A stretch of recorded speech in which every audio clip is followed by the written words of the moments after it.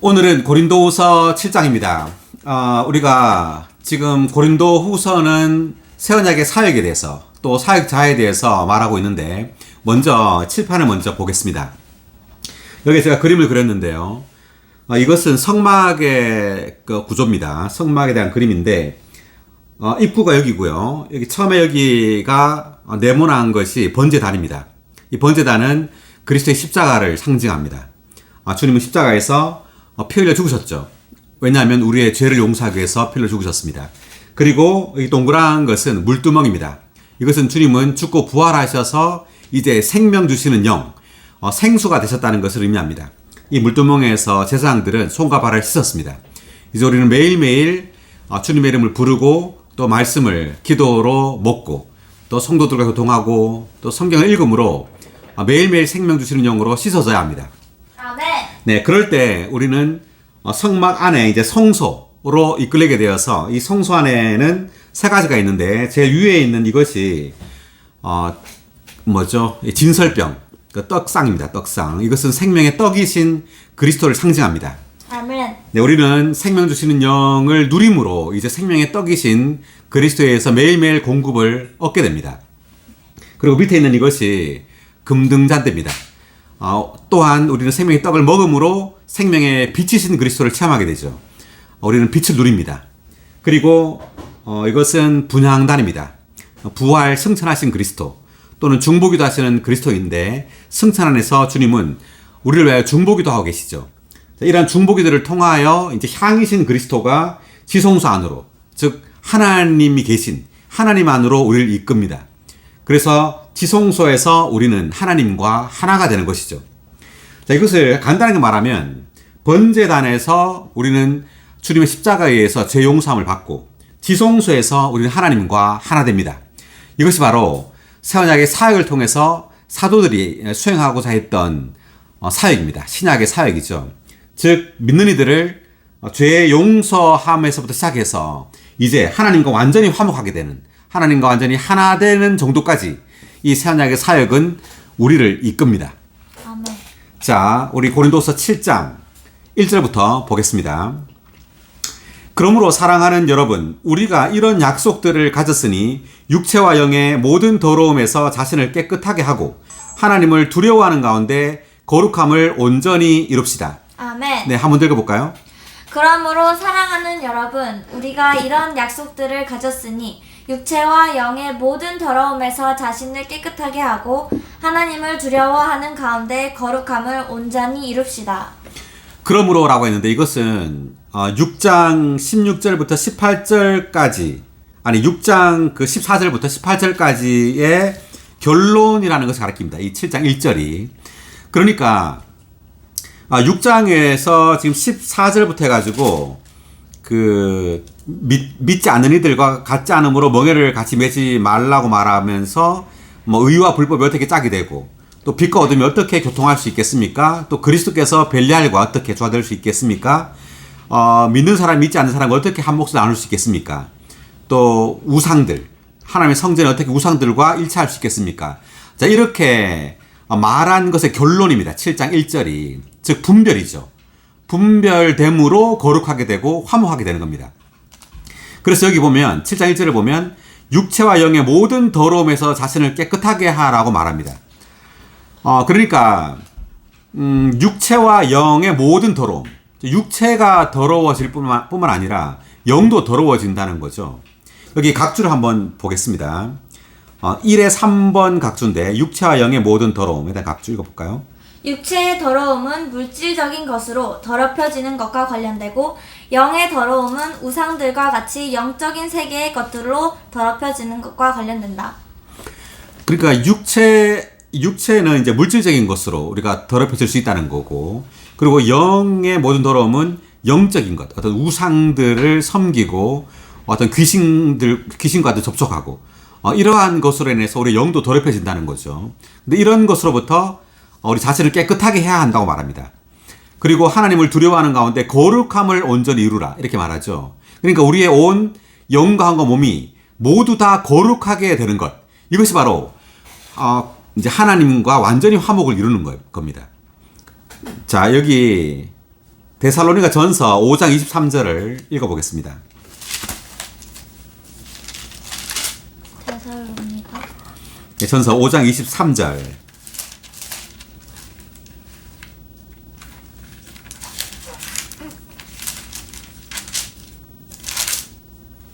그리고 화평의 하나님께서 직접 여러분을 완전히 거룩하게 하셔서 여러분의 영과 혼과 몸이 우리 주 예수 그리스도께서 오실 때에 나무랄 데 없이 온전하게 보존되기를 바랍니다. 23절에서 평안의 하나님께서 직접 여러분을 완전히 거룩하게 하셔서라고 나오죠. 완전히 거룩하게 하시는데 무엇을 거룩하게 하느냐면 여러분의 영과 혼과 몸이 온전하게 보존되어 라고 말합니다. 그러니까 바울은 다만 여러분이 온전하게 보존되고 거룩하게 되고 이렇게 말하지 않고 영과 혼과 몸이라고 이렇게 나누어서 말을 했어요. 이것은 우리의 영이 거룩하게 돼야 되고 우리의 혼도 거룩하게 돼야 되고 우리의 몸 또한 거룩하게 보존되어야 한다는 것을 의미합니다. 아멘.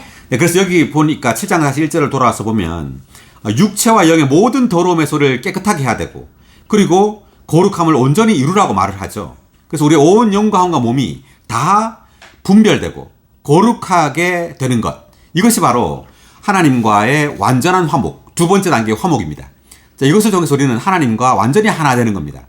이것이 신약의 이 사역을 통해서 이제 이루어지는데 이것은 우리의 노력으로 이루어지는 것이 아니에요. 우리의 노력에 의해서 우리가 육체 영의 모든 더러움에서 깨끗하게 되는 것이 아니고 거룩하게 되는 것이 아니라 하나님을 우리 영 안에 접촉함으로 하나님의 그 거룩한 본성에 의해서 우리는 깨끗하게 되고 거룩하게 되는 겁니다. 아멘. 그래서 우리는 매일매일 주님을 접촉해야 되죠. 우리의 영 안에서.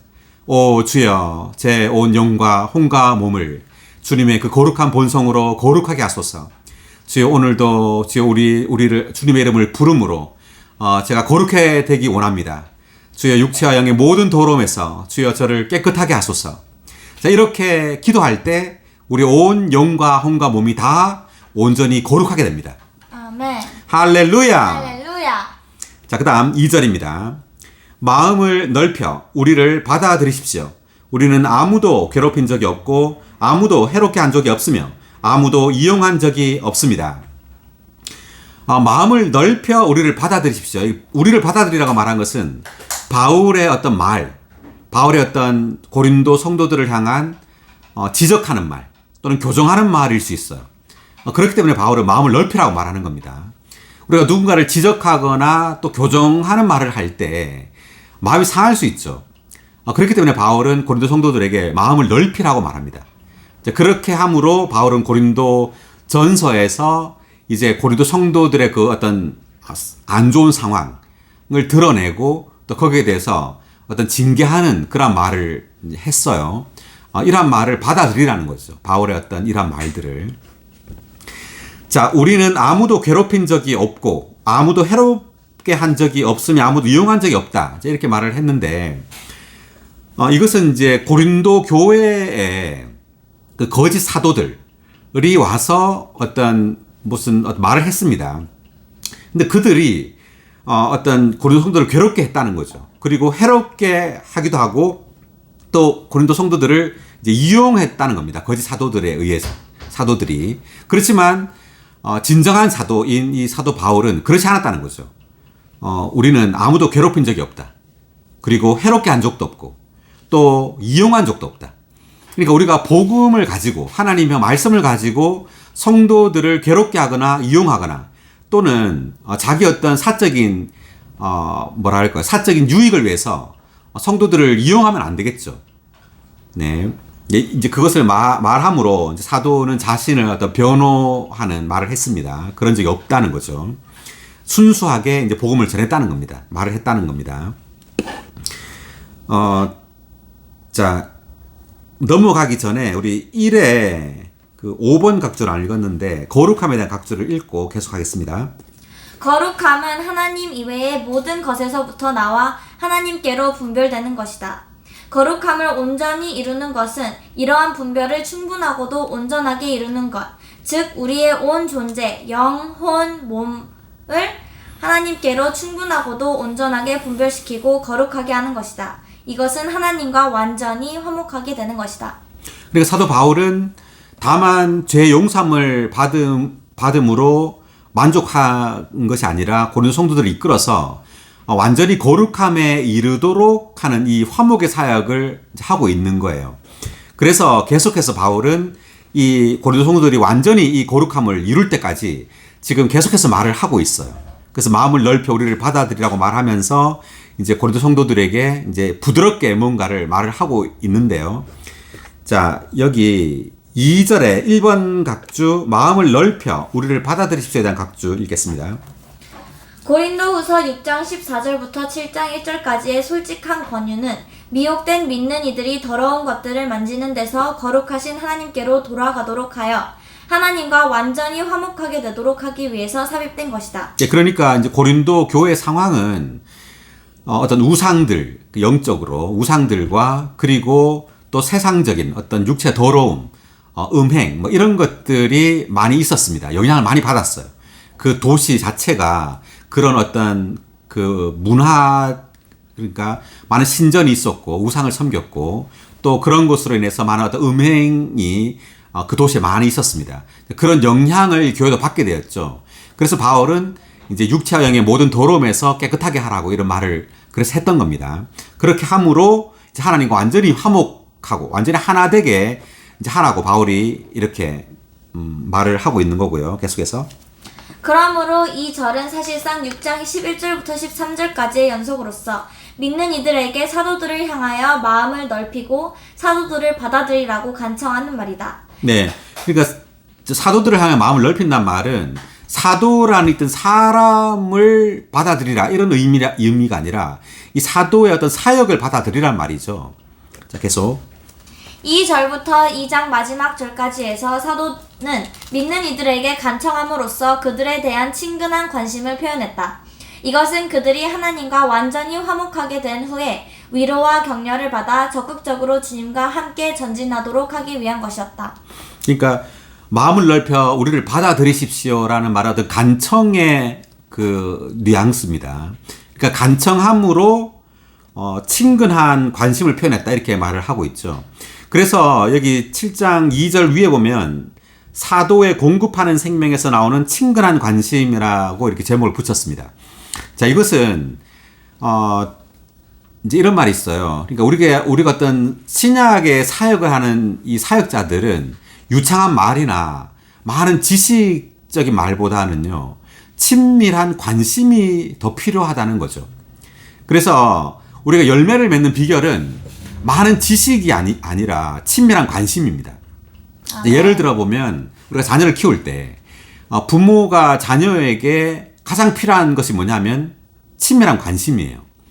그러니까 우리가 누군가를 사랑한다고 할 때 많은 어떤 열심이나 어떤 그 능력보다도 관심으로 이것이 나타나야 됩니다. 사랑은 무엇으로 나타나야 된다고요? 관심입니다. 그러니까 우리가 자녀들을 우리가 부모가 잘 키우는 이유는 관심 때문에 그런 거죠. 이제 사랑하는데 이 사랑이 어떻게 나타나냐면 친밀한 관심으로 나타나기 때문에 자녀들은 부모의 그 관심 아래에서 이제 합당하게 자랄 수 있는 겁니다. 그래서 교회도 마찬가지죠. 교회 생활을 하면서 우리가 성도들이 생명 안에서 잘 자랄 수 있는 그러한 어떤 분위기, 그러한 이유는 친밀한 관심으로 인하여 그렇게 되는 거예요. 그래서 반드시 교회는 사랑으로 가득해야 되는데 이 사랑은 친밀한 관심으로 나타나고 표현돼야 됩니다. 아멘. 네. 자, 그 다음 3절을 읽겠습니다. 3절. 내가 여러분을 유죄 판결하려고 이런 말을 하는 것이 아닙니다. 내가 전에도 말했지만 죽어도 함께 함께 죽고 살아도 함께 살 정도로 여러분은 우리 마음 속에 있습니다. 아멘. 예, 다시 한번. 내가 여러분을 유죄 판결하려고 이런 말을 하는 것이 아닙니다. 내가 전에도 말했지만 죽어도 함께 죽고 살아도 함께 살 정도로 여러분은 우리 마음 속에 있습니다. 이게 아주 평범한 말같이 보이지만 사실 그런 것이 아닙니다. 그러니까 죽어도 함께 죽고 살아도 함께 살 정도로 여러분 우리 마음속에 있다. 우리가 성도들을 대할 때 이러한 마음이 있나요? 우리에게? 우리가 집회 갈 때, 또 성도를 만날 때 죽어도 함께 죽고 살아도 함께 살 정도로 성도들이 내 마음에 있는가? 자, 이것이 친밀한 관심이에요. 우리 집회는 참석하지만 집회는 관심할지 모르지만 성도들은 관심하지 않을 수 있다는 거죠. 그래서 바울은 그렇지 않았어요. 바울이 성도들 생각할 때 그 마음은요, 죽어도 함께 죽고 살아도 함께 살 그러한 마음이었습니다. 그렇기 때문에 바울은 자신의 어떤 유창함, 그리고 우리가 어떤 어떤 사역자들을 보면요, 교회를 방문해서 말씀을 전하거나 같이 있을 때 보면 자신의 어떤 유창함을 과시하거나 또는 어떤 자신의 메시지만을 관심할 수 있습니다. 이것은 참된 사역자가 아니에요. 참된 사역자는 반드시 성도들을 관심해야 합니다. 아멘. 관심. 그러니까 우리 요한복음 10장을 한번 볼까요? 10장 11절.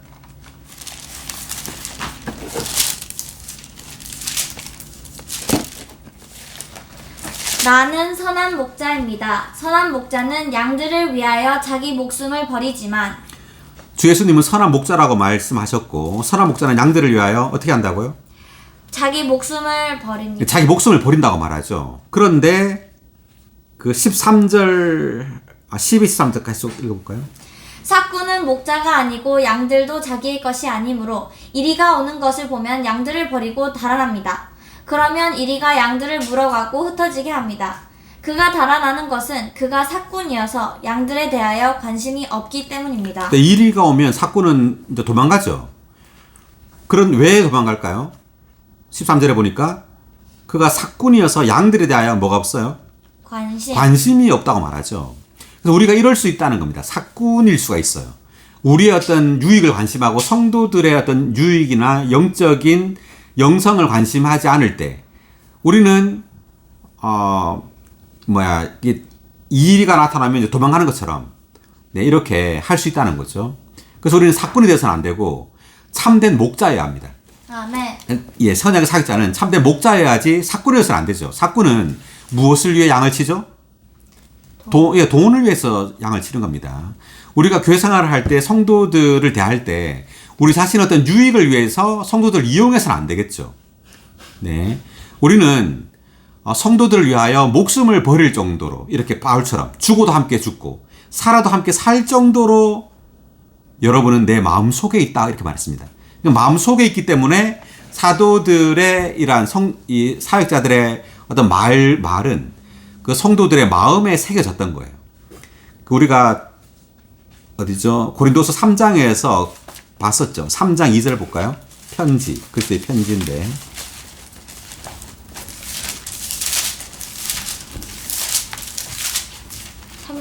네. 여러분이 바로 우리의 편지입니다. 우리 마음에 쓰였고 모든 사람이 알고 있으며 읽고 있습니다. 네, 여러분이 바로 우리의 편지입니다. 우리 마음에 쓰였고, 우리 마음에 쓰였다는 것은 사도들의 마음에 그들이 있었다는 거죠. 그리고 모든 사람이 알고 있으며 읽고 있습니다. 그래서 사도들의 이 사역은 성도들의 마음에 그리스도를 새기는, 그리스도를 쓰는 사역입니다. 근데 마음에 쓰려면 어떻게 해야 돼요? 마음에 쓰려면 그들을 사랑해야 되겠죠. 그래서 마음이라는 것은 사랑의 기관입니다. 사랑하지 않고 어떻게 성도들에게 그리스도를 공급하고 그리스도를 새길 수 있어요? 불가능한 겁니다.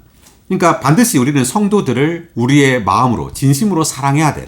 아멘. 사랑이 없이 사역한다는 것은 있을 수 없는 겁니다. 출애굽기 28장 21절.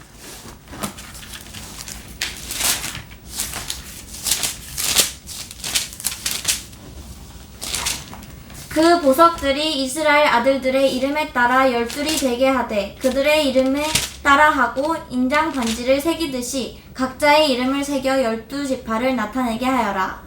이것이 이제 15절에 보면 판결 가슴바지를 이제 만들어서 입는 건데, 이 판결 가슴바지, 이 가슴바지에 그 보석들이 있었죠. 12보석이 있었습니다. 거기에 이스라엘 아들들의 그 12이름이 거기에 있었습니다. 새기게 했다는 거죠. 인장 반지를 새기듯이 각자의 이름을 새겨 12지파를 나타내게 하여라 라고 말했습니다. 12지파의 그 이름이 그 12보석에 새겨졌는데, 어디에 새겨졌냐 하면 가슴바지에 새겨졌어요. 가슴에 새겨졌다는 것은 이제 사랑 안에서 이제 그걸 새긴다는 거죠. 그리스도를. 여기 20일에 1번 각주 볼까요? 보석에 12지파의 이름을 새긴 것은 믿는 이들의 마음 안에 그리스도를 새겨 넣어 그들을 그리스도를 내용으로 하는 그리스도의 살아있는 편지들이 되게 하는 것과 일치한다. 네, 그러니까 믿는 이들의 마음 안에 그리스도를 새겨 넣는 것이란 말이죠, 이게. 그다음 믿는 이들이 그리스도를 체험할 때 그분은 믿는 이들 안에 새겨지신다. 12보석에 새겨진 글자들은 하늘에 속한 알파벳이신 그리스도의 예표이다. 네, 12보석에 새겨진 글자들은 그리스도를 예표한다는 겁니다. 그러니까 우리가 새언약의 사역자들은 그리스도를 새기는 거예요. 근데 어디에 새겨지느냐? 마음에 새겨지는 겁니다.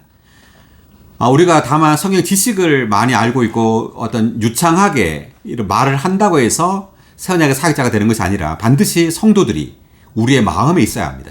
아멘. 네, 그럴 때 우리는 새언약의 사역자로서 그들 마음에 그리스도를 내용으로 하는 편지를 쓸 수 있다는 겁니다. 아멘. 자, 그리고 하나 더 볼까요? 에베소서 4장 16절.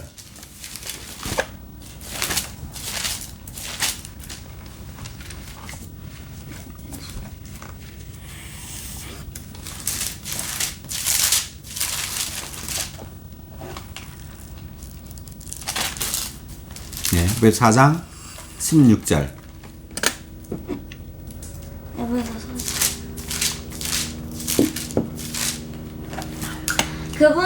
그분으로부터 온 몸은 그 풍성한 공급을 해주는 각 마디를 통하여 그리고 각 지체가 분량에 따라 기능을 발휘하는 것을 통하여 함께 결합되고 함께 짜입니다. 그래서 몸이 자람으로써 사랑 안에서 스스로 건축되는 것입니다. 사랑 안에서 몸이 건축된다 이렇게 말하죠. 그러니까 사랑 안에서 몸이 건축된다. 그러니까 사랑은 굉장히 이제 큰 문제입니다. 교회 안에 사랑이 없으면 교회는 내용이 없는 거예요. 실제가 없는 겁니다. 그러니까 사랑 안에서 이 모든 기능이 발휘된다는 거죠. 그러니까 우리가 성도들에게 그리스도를 공급할 때 다만 많은 지식만 가지고 이 기능이 발휘되는 것이 아니고 반드시 여기에는 사랑이 있어야 합니다. 아멘. 네, 성도들이 우리의 마음 안에 있어야 되죠. 마음에. 그럴 때 몸은 건축되게 됩니다. 아멘. 자, 다시 돌아와서.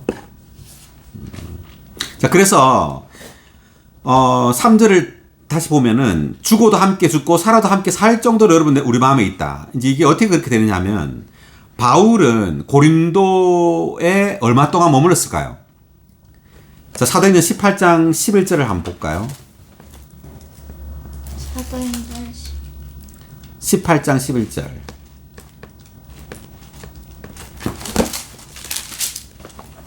바울은 1년 6개월 동안 거기에 머물면서 그들 가운데서 하나님의 말씀을 가르쳤다. 몇 개월 동안요? 1년 6개월. 네, 1년 6개월 동안 고린도에 머물렀던 거예요. 그러니까 1년 6개월은 이제 짧은 기간이 아니죠. 여기 머물면서 성도들과 얼마나 많이 섞이고 알게 되었을까요? 그죠? 그러니까 바울은 고린도 성도들을 아주 잘 알고 있었고 고린도 성도들도 바울을 잘 알고 있었어요. 함께 생활을 했던 겁니다. 그렇기 때문에 바울이 이렇게 말을 해도요, 고린도 성도들은 빈말로 들리지 않았어요. 왜냐하면 바울이라는 사람을 알았기 때문에. 이 사람이 어떤 사람인지. 그리고 바울은 진심으로 고린도 성도들을 이렇게 사랑했던 겁니다. 죽어도 함께 죽고 살아도 함께 살 정도로 바울 마음속에 고린도 성도들이 있었어요. 그렇기 때문에 이 고린도 성도들은 바울의 이 편지를 받고 이 글을 읽었어도 이것이 공감이 가고 또 바울의 어떤 그 심정을 충분히 이해했던 겁니다. 그래서 깊은 애정과 아주 친밀한 관심이 가득했던 겁니다. 바울 마음 안에는 고린도 성도들을 향하여. 자, 4절 읽겠습니다. 내가 여러분을 향해서는 매우 담대하며 여러분에 대해서는 매우 자랑스럽습니다. 그래서 나는 위로로 충만하고 모든 환난 가운데서도 기쁨이 넘칩니다. 아멘. 다시 한번. 나는 여러분을 향해서는 매우 담대하며 여러분에 대해서는 매우 자랑스럽습니다. 그래서 나는 위로로 충만하고 모든 환난 가운데서도 기쁨이 넘칩니다. 여러분을 향해서는 매우 담대하다. 매우 담대하다. 이 말은 바울이 고린도 성도들의 함께 있을 때 어떤 부끄럽지 않았다는 거죠. 그게 바울의 어떤 생활이나 그 존재에 있어서 부끄럽지 않은 본이 되는 그러한 삶을 살았어요. 그렇기 때문에 담대하다는 말입니다. 바울은. 그리고 여러분에 대해서 매우 자랑스럽습니다. 고린도 성도들을 매우 사랑하고 보배롭게 여겼단 말이에요. 바울이. 그래서 나는 위로로 충만하고 모든 환난 가운데서도 기쁨이 넘칩니다. 우리가 마케도니아에 이르렀을 때에도 우리의 육신에 아무런 안식이 없었고 오히려 모든 면에서 환난을 당하여 밖으로는 싸움이 있었고 안으로는 두려움이 있었습니다. 자, 우리가 마케도니아에 이르렀을 때도 라고 했는데 이 지금 고린도후서는 마케도니아에서 쓴 편지입니다. 고린도에. 그 고린도 전서는 에베소에서 쓴 편지고요. 우리 고린도후서 2장 13절 한번 볼까요? 내가 내 형제 디도를 만나지 못했으므로 내 영 안에 안식이 없었습니다. 그래서 나는 그들과 작별하고 마케도니아로 갔습니다. 이제 드로아에 갔다가 이제 디도를 만나지 못했으므로 내 영 안에 안식이 없었기 때문에 그들과 작별하고 이제 어디로 마케도니아로 갔다 그랬죠. 자, 마케도니아 가가지고 디도 만난 이야기를 하지 않고 지금 2장에서는 지금 7장 6절에 가서야 지금 그 말을 합니다. 그래서 2장 13절에서 지금 7장 5절부터 해서 이제 디도 얘기가 나오는 거예요. 2장 13절에 이어서. 자, 우리 4장 8절도 한번 읽어보겠습니다. 4장 8절. 8절, 9절. 우리는 사방에서 압박을 받아도 짓눌리지 않으며 나갈 길을 찾을 수 없어도 나갈 길이 전혀 없는 것이 아니며 박해를 받아도 버림받지 않으며 맞아 쓰러져도 멸망하지 않습니다. 네, 그래서 마케도니아에서 많은 환난을 이렇게 당했다고 말을 하는데 지금 고린도서 4장 8절에 이렇게 나오죠. 사방에서 압박을 받았다는 거죠. 그리고 나갈 길을 찾을 수 없어도 나갈 길이 전혀 없는 것이 아니며 박해를 받아도 버림받지 않으며 맞아 쓰러져도 멸망하지 않습니다. 그래서 마케도니아에서 복음을 전하고 할 때 많은 이러한 환난과 어려움이 있었다는 거예요. 그래서 지금 7장 5절에서 모든 면에서 환난을 당했다 이렇게 말하죠. 마케도니아에 이르렀을 때. 그리고 밖으로는 싸움이 있었고 안으로는 두려움이 있었다 이렇게 말합니다. 자, 6절. 그러나 낙심한 사람들을 위로하시는 하나님께서 디도를 오게 하셔서 우리를 위로해 주셨습니다. 네, 디도를 어디로 오게 했다고요? 마케도니아로 오게 해서 마케도니아에서 만났다는 거죠. 디도를. 근데 마케도니아에서 디도를 만났는데 위로를 받았다는 겁니다. 디도 때문에. 왜? 다만 디도를 봐서 기뻤을 뿐만 아니라 디도가 고린도의 교회의 그 소식을 가져왔기 때문입니다. 자, 그 소식이 지금 바울로 하여금 위로를 받게 하는 소식을 가져갔어요. 디도가. 고린도로부터. 자, 6의 3번 각주. 위로해 주셨습니다, 각주. 사도는 자신의 첫 번째 서신에 대한 고린도의 믿는 이들의 반응을 깊이 관심했기 때문에 영 안에 안식이 없고 심지어 힘이 하나도 없어서 디도를 만나 고린도 사람들의 반응에 대한 소식 듣기를 고대하고 있었다. 이제 디도가 왔을 뿐 아니라 고린도 사람들이 긍정적으로 반응했다는 기쁜 소식을 가져왔다. 이것은 사도에게 큰 위로가 되었다.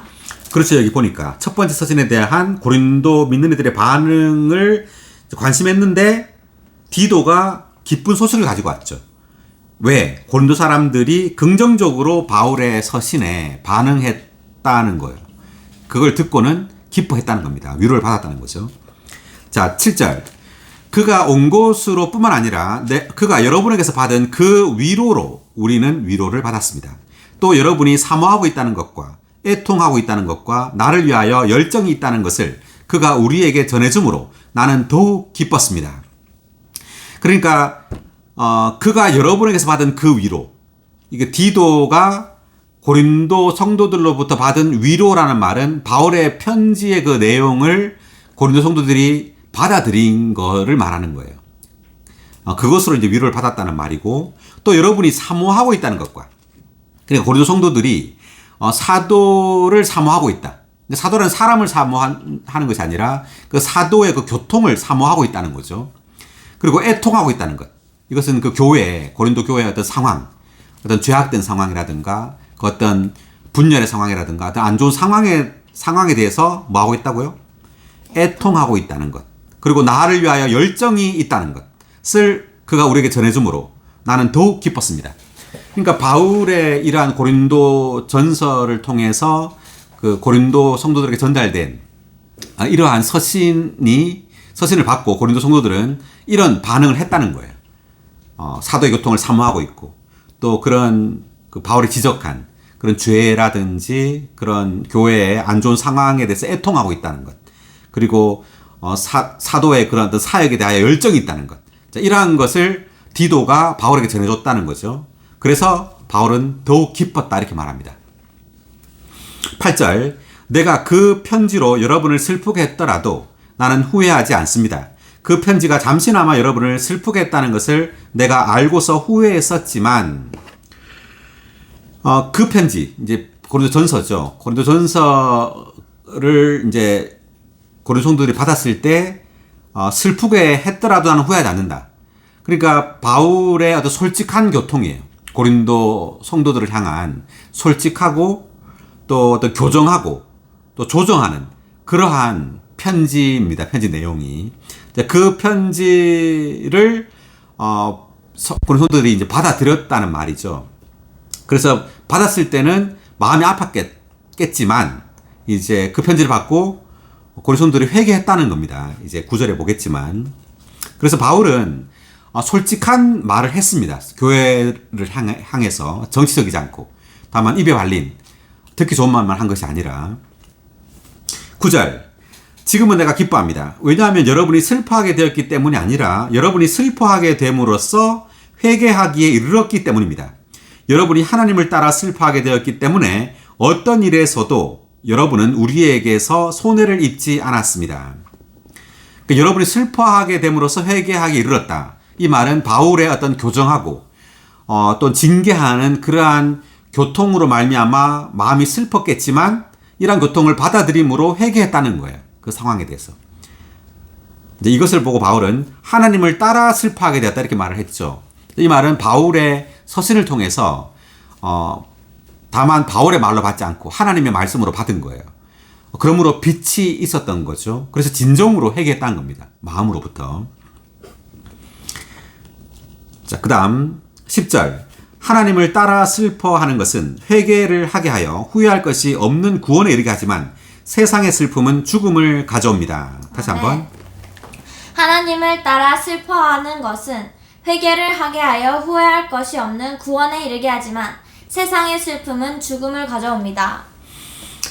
그러니까 하나님을 따라 슬퍼하는 것. 그러니까 하나님을 따라 슬퍼한다는 것은 그러니까 하나님의 어떤 빛비춤에 의해서 그 상황을 슬퍼하고 애통하는 것을 말하는 겁니다.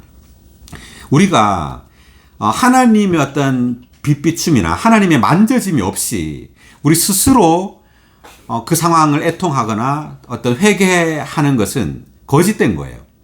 외적으로 좋아 보일지 모르지만 사실은 참된 것이 아닙니다.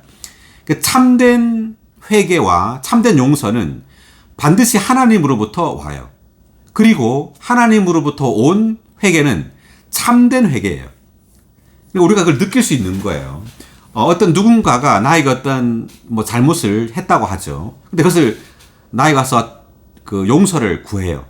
근데 그것이 하나님으로부터 온 참된 것이 아니라면 그러한 어떤 말을 들을 때요. 내 안에는 어떤 느낌이 있냐면 거짓되다는 느낌이 있어요.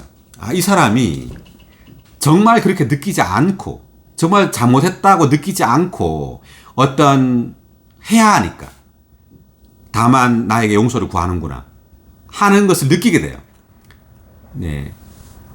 그리고 내가 누군가를 용서할 때도 마찬가지입니다. 용서할 때도 하나님의 어떤 용서 안에서 용서를 해야 합니다.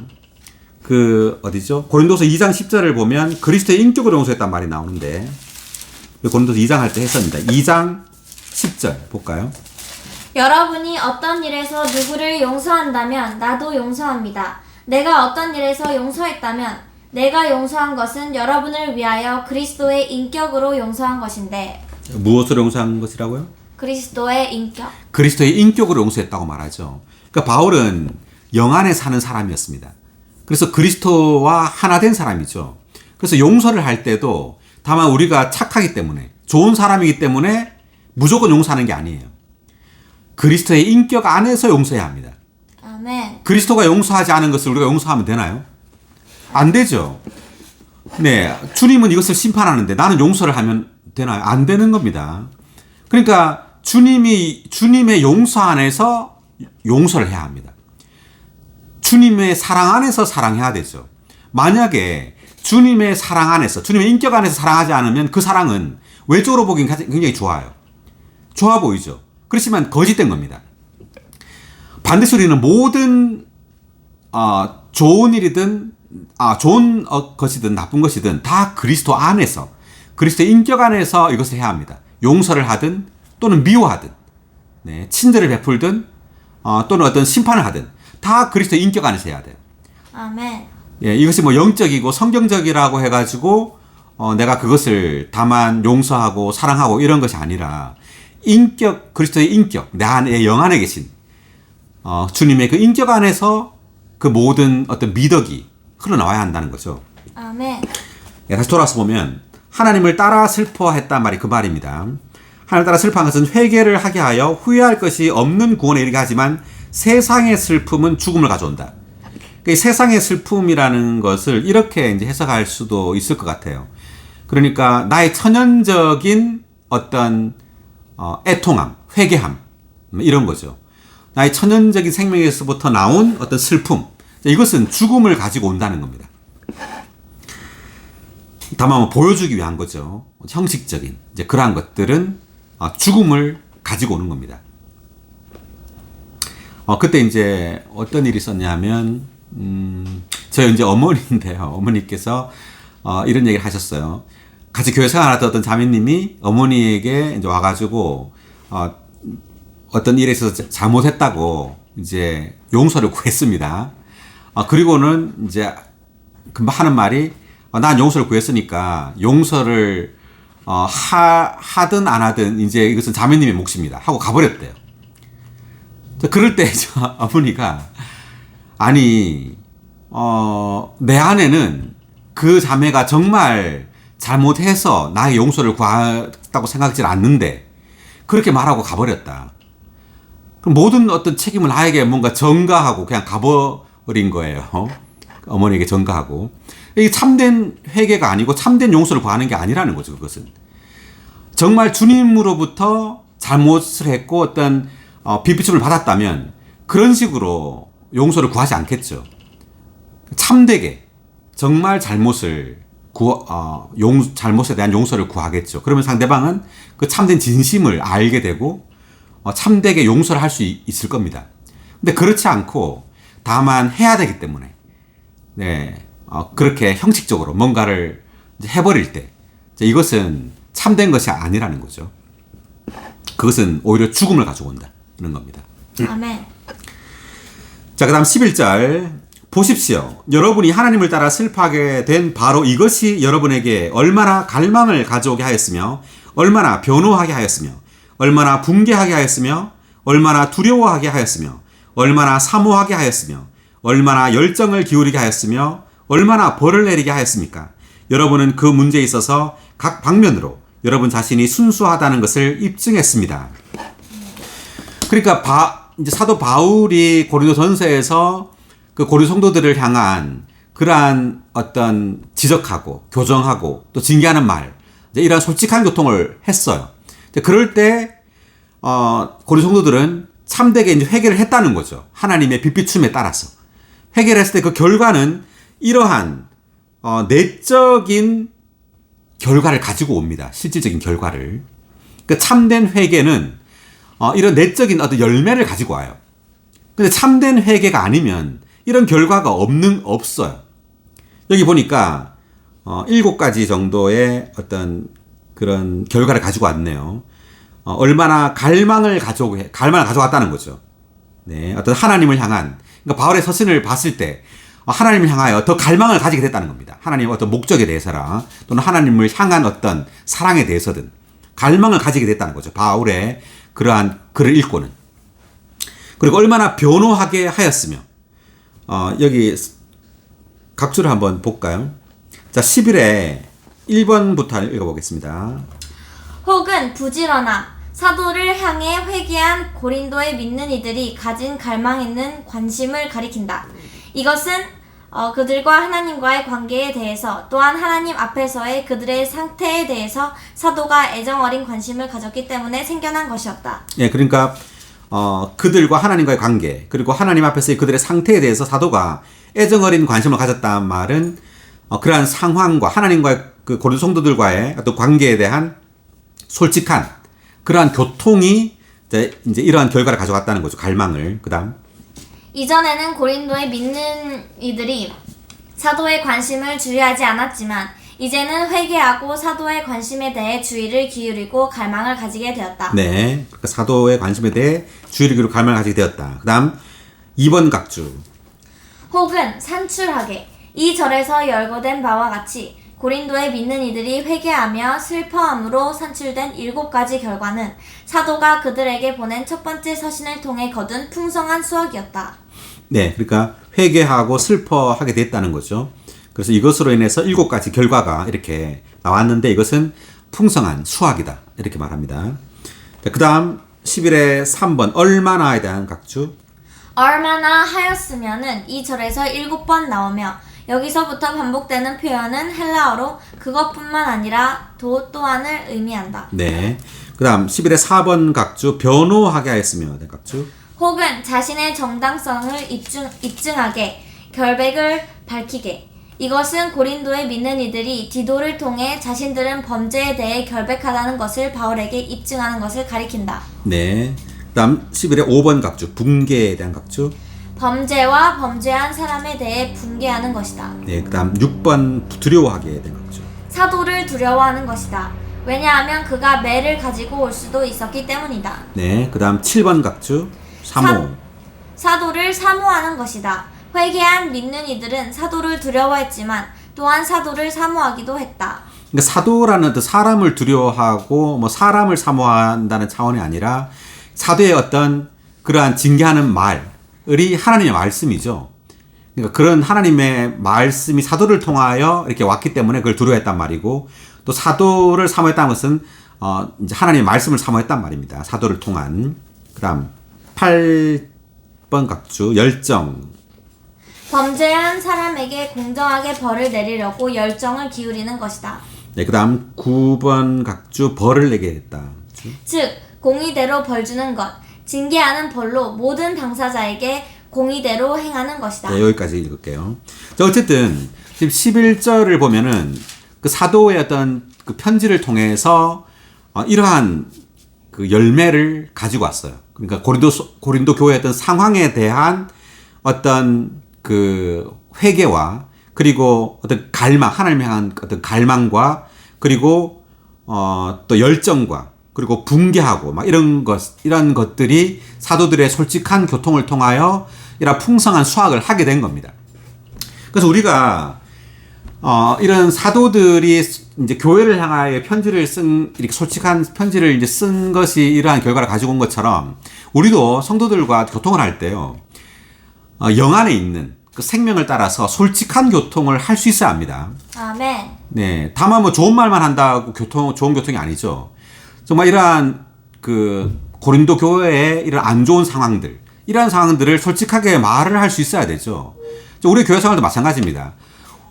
우리가 이미 새로 살림이 아니잖아요. 이미 완전히 성숙한 게 아니죠. 많은 결점과 부족이 있을 거예요. 네. 그가 뭐 동역자건, 사역자건, 또는 저시간 봉사자건, 교회 안에 어떤 지위를 가지고 있건, 많은 결점과 부족이 있을 겁니다. 이러한 것들에 대해서 우리가 영 안에서 솔직하게 교통할 수 있어야 돼요. 그렇지 않고 이러한 것을 교통하는 것을 두려워하고, 또 누군가 이런 교통했을 때, 이러한 교통을 막는다든지, 교회를 공격하는 말을 하지 말라든지, 이러한 말을 할 수가 있어요. 그렇게 말하면 안 되죠. 바울처럼 이렇게 솔직한 교통이 없다면은 교회는 하락하게 되는 겁니다. 고린도 교회가 만약에 바울의 이러한 솔직한 교통이 없었다면 어떻게 됐을까요? 이런 회개가 없었겠죠. 이러한 열매가 없었을 겁니다.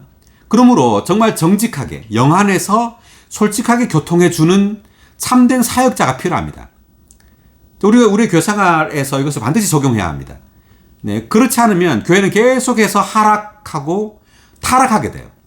외적으로 많은 일이 있고 많은 유창한 말, 높은 말이 있다 할지라도 이러한 교정하고 지적하고 징계하는 그러한 솔직한 교통을 하지 않는다면 교회는 계속해서 하락하게 되는 겁니다.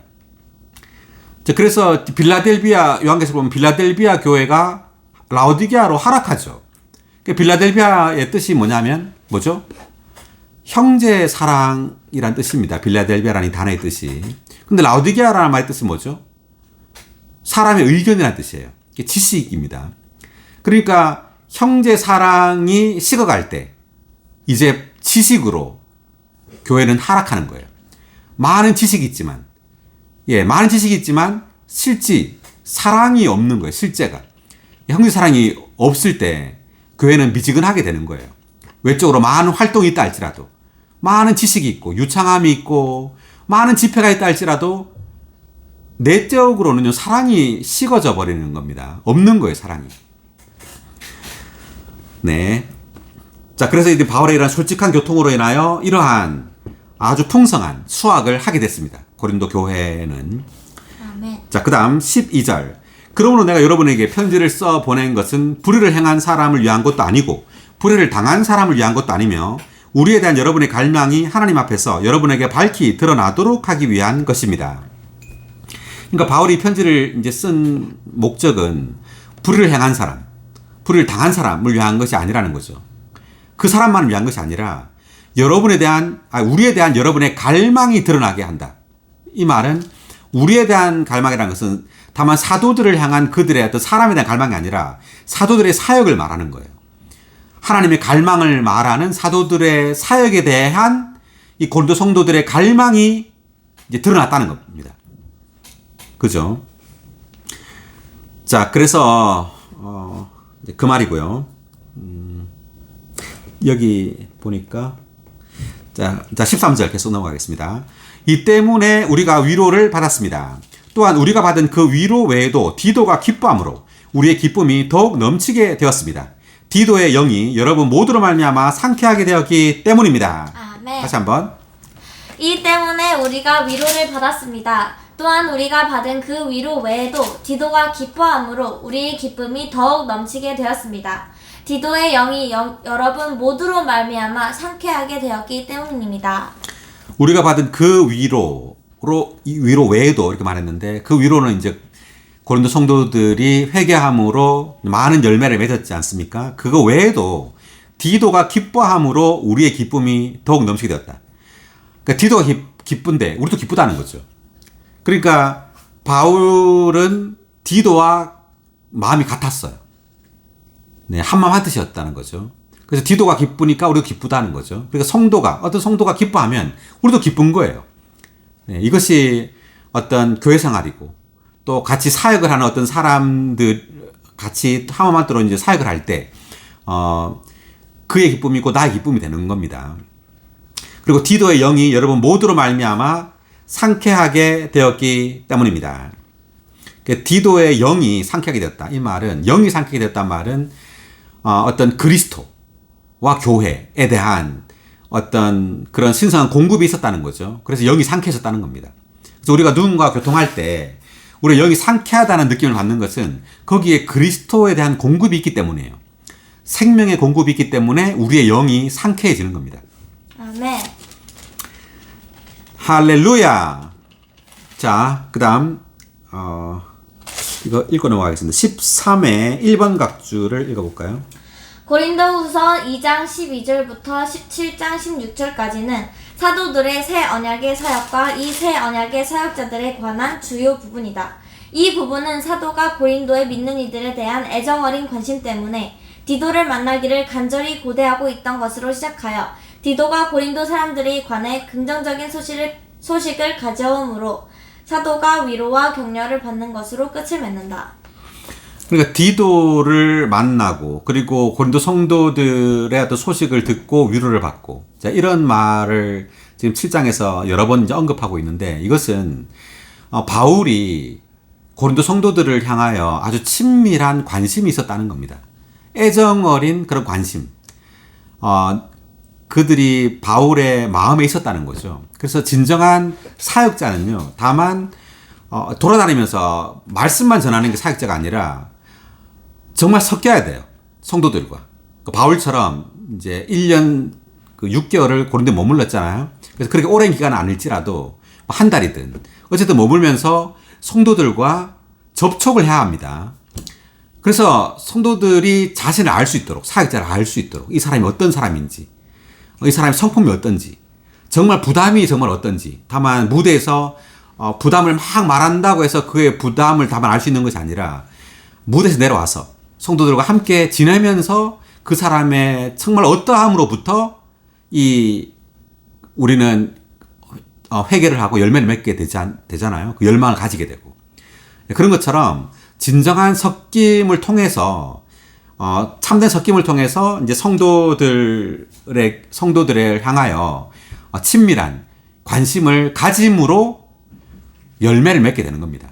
아멘. 열매는 많은 지식이 있다고 열매 맺는 게 아니에요. 친밀한 관심이 열매를 가지고 오는 겁니다. 아멘. 자, 그 다음, 13회 2번 각주 볼까요? 이것은 사도가 생명을 공급할 때 매우 인간적이고 다정다감했다는 것을 가리킨다. 네, 우리의 기쁨이 더욱 넘쳤다 이렇게 말하죠. 자, 이것은 사도가 인간적이고 그리고 다정다감했다는 것을 가르쳐 주는 겁니다. 자, 그리고 13회 3번 각주 디도의 영에 대한 각주. 이것은 사도들이 인간적이고 다정다감했을지라도 생명을 공급할 때에는 여전히 영 안에 있었다는 것을 증명한다. 네. 자, 그 다음 14절. 내가 디도에게 여러분에 대해 자랑했지만 나는 부끄럽지 않습니다. 오히려 우리가 여러분에게 말한 모든 것이 참되었던 것처럼 디도 앞에서 우리가 자랑한 것도 참되다는 것이 밝혀졌습니다. 자, 그러니까 디도에게 고린도 성도들에 대해서 자랑했다는 겁니다. 고린도 성도들을 자랑스러워하고 보배롭게 여기고 그들의 어떤 믿음과 사랑에 대해서 자랑했다는 거죠. 그러니까 나는 부끄럽지 않다는 말은 참으로 거짓말한 게 아니란 말이죠. 그리고 오히려 우리가 여러분에게 말한 모든 것이 참되었던 것처럼 디도 앞에서 우리가 자랑한 것도 참되다는 것이 밝혀졌다. 그러니까 디도에게도 고린도 성도들에 대해서 칭찬했다는 겁니다. 자랑했다는 거죠. 그런 모든 것들이 참되다고 이렇게 말을 했어요. 그 다음 15절. 그리고 디도는 여러분 모두가 순종한 것, 곧 여러분이 두렵고 떨리는 마음으로 자기를 영접한 것을 기억하면서 여러분을 향한 그의 심정이 더욱 깊어졌습니다. 아멘. 다시 한번. 그리고 디도는 여러분 모두가 순종한 것, 곧 여러분이 두렵고 떨리는 마음으로 자기를 영접한 것을 기억하면서 여러분을 향한 그의 심정이 더욱 깊어졌습니다. 디도 얘기가 지금 계속 나오는데, 자, 디도는 여러분 모두가 순종한 것, 이 순종했다는 말은 사도 바울의 편지의 그 내용에 순종했단 말이죠. 네, 그리고 여러분이 두렵고 떨리는 마음으로 이제 디도를 영접한 것, 이렇게 말했는데, 왜 두렵고 떨렸느냐 하면, 디도가 무서워서 떨린 게 아니겠죠. 아, 사도가 온다. 아, 사도를 두려워한다. 이런 게 아니에요. 그런 게 아니라, 회개하는 마음이 있었다는 거예요. 그러니까 사도 바울의 첫 번째 서신을 보고 회개하는 마음이 있었기 때문에 두렵고 떨리는 마음으로 디도를 영접했다는 이야기입니다. 그래서 어떤 사람은요, 이렇게 할 수가 있는데, 아, 내가 누구의 말씀을 가지고 왔다. 이렇게 무섭게 오는 사람이 있어요. 자, 내가 어떤 사역자의 말을 가지고 왔으니까 들어라. 이런 식으로. 이런 태도로 오면 안 되겠죠. 우리가 어떤 사도나 또는 어떤 누구의 어떤 그 말을 대신 디도처럼 그 사도 바울의 말을 가지고 가거나 또 누구에게 전달할 때 이러한 태도로 오면 안 되고 반드시 낮아진 태도로 와야 합니다. 우리가 높고 낮음이 어디 있어요? 오직 머리는 누구죠? 예, 오직 하나님, 예수 그리스도만이 머리시죠. 그리스도 다음에 그 다음 머리가, 그 다음 두 번째 머리, 세 번째 머리가 있나요? 그런 것이 없어요. 네, 우리는 모두 다 유일한 머리이신 그리스도 아래 있는 겁니다. 아멘. 예. 그래서 주님은 복음서에서 누구든지 으뜸이 되고자 하는 자는 노예가 되라고 말했죠. 그래서 우리가 교회 안에 어떤 뭐 명칭, 칭호 이런 것들을 좋아해서는 안 됩니다. 뭐 동역자란 말을 듣기를 좋아한다든지 또는 뭐 봉사자 그리고 뭐 장로 이런 말을 듣기를 좋아하는 사람이 있어요. 예. 아주 어처구니 없는 일입니다. 그런 명칭을 사용하길 좋아하고 또 그러한 명칭을 듣기를 좋아하고 이런 것들은요 아주 어리석은 거예요. 우리는 그렇게 되면 될수록 더 노예해야 되죠. 으뜸이 되고자 하는 자는 노예가 되어야 됩니다. 나는 하나님의 노예야 이런 게 아니죠. 우리는 정말 성도들의 참된 노예가 되어야 됩니다. 성도들을 두렵게 하는 사도나 사역자가 되어서는 안 되죠. 정말 사역자라면 노예의 어떤 태도를 가져야 돼요. 아멘. 자, 그래서 보니까 두렵고 떨리는 마음으로 자기를 영접한 걸 기억하면서 여러분을 향한 그의 심정이 더욱 깊어졌다 이렇게 말을 했죠. 그러니까 고린도 성도들을 향한 그 디도의 심정이 더욱 깊어졌다. 더욱 애정으로 더욱 같이 찼다는 겁니다. 그러니까 그 디도를 이렇게 고린도 성도들이 영접한 것은 바울의 어떤 서신을 보고 진정으로 회개함으로 그러한 많은 열매를 맺었잖아요. 그 결과를 가지고 왔죠. 좋은 결과를 가지고 왔어요. 이런 것을 보고는 디도는 그 고린도 성도들을 향한 그의 심정이 영어로 보니까 affection이라고 되어 있네요. affections. 심정이 더욱 깊어졌다는 거예요. 자, 나는 모든 일에서 여러분 때문에 담대하게 되어 기쁩니다. 그러니까 나는 모든 일에서 여러분 때문에 담대하게 되어 기쁘다. 이 말은 바울의 이런 솔직한 교통에도 불구하고 지적하고 뭐 교정하는 교통에도 불구하고 고린도 성도들이 이것을 다 받아들였잖아요. 그래서 아주 좋은 열매를 맺었지 않습니까? 그렇기 때문에 이제 담대하게 됐다는 거예요.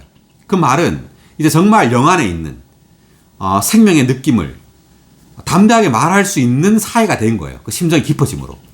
그래서 우리가 누군가와 깊은 관계에 있을수록 참답게 깊고 그런 관계에 있을수록 담대하게 뭘 말할 수 있죠.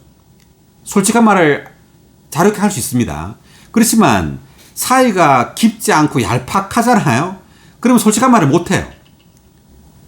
그냥 입에 발린 말, 듣기 좋은 말, 정치적인 말을 하죠.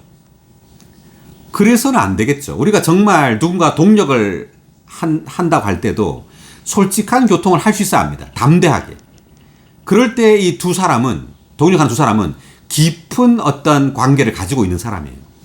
그렇지 않고 얄팍하고 피상적인 그런 외적인 관계를 가지고 있는 사람들은요, 절대로 이런 솔직하고 정직하고 그리고 어떤 것을 지적하고 조정하고 교통하는 교통을 절대 못합니다. 정치적인 말만 하죠. 입에 발리고 좋은 말만 해요. 그렇게 하고는 아무 일도 안 생기겠죠. 그렇다고 이것이 좋은 동력을 가지는 건가요? 좋은 동력이 아니에요, 그것은. 그래서 이렇게 디도와 바울, 그리고 심지어 그 사역자들 뿐만 아니라 교회와도 이렇게 깊은 말을 이렇게 할 수 있는 담대하게 되었다고 해서 기쁘다고 말하잖아요. 그래서 이제 다음 8장에 보면 이제 더 깊은 교통을 하게 되는데, 이 담대한 교통을 하는데 그게 뭐냐면 이제 헌금에 대한 교통입니다. 돈에 대한 교통을 담대하게 하게 돼요. 자, 그래서 우리가 이런 새 언약의 사역자들과 그리고 그들의 어떠함, 그리고 이들을 통해서 어떤 주님의 말씀이 전달될 때 여기는 반드시 친밀한 애정어린 그런 관심이 여기 반드시 있어야 한다는 것. 그리고 정직하고 솔직한 그런 교통을 반드시 할 수 있어야 되고, 또 그런 교통을 받아들일 수 있어야 한다는 거죠. 아멘. 네, 그럴 때 참으로 우리는 주님과 하나님과 완전히 화목하게 되는 그러한 그 지경에 이르게 됩니다. 아멘. 할렐루야. 할렐루야. 주님을 찬양합니다. 아멘. 네, 오늘 고린도후서 7장 여기까지 하겠습니다. 수고하셨습니다.